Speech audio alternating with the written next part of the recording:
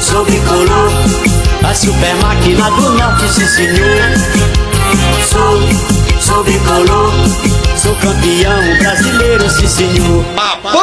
Eu sou um bicolor, bicolor de coração. O time mais forte do norte, o super temido Papão. Camisa de cores tão lindas, listrada de branco e azul. É o aguerrido timão bicolor, a fera do norte, o meu Paysandu. É o aguerrido timão bicolor, a fera do norte, o meu Paysandu. Destrói qualquer adversário, é conhecido de norte a sul. E muitas histórias do lendário suíço, é o famoso Papão da Curuzu. Caminhada de grandes vitórias, a mais linda foi regional. E humilhante foi o 7-0, aplicado sem pena no maior rival.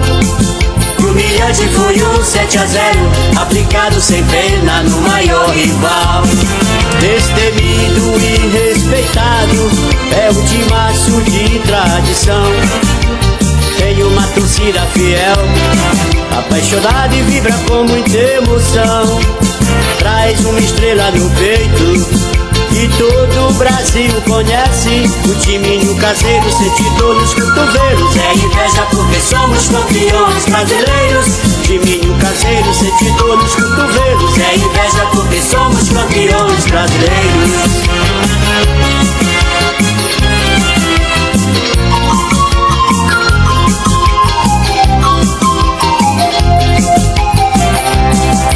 Caminhada de grandes vitórias, a mais linda foi regional.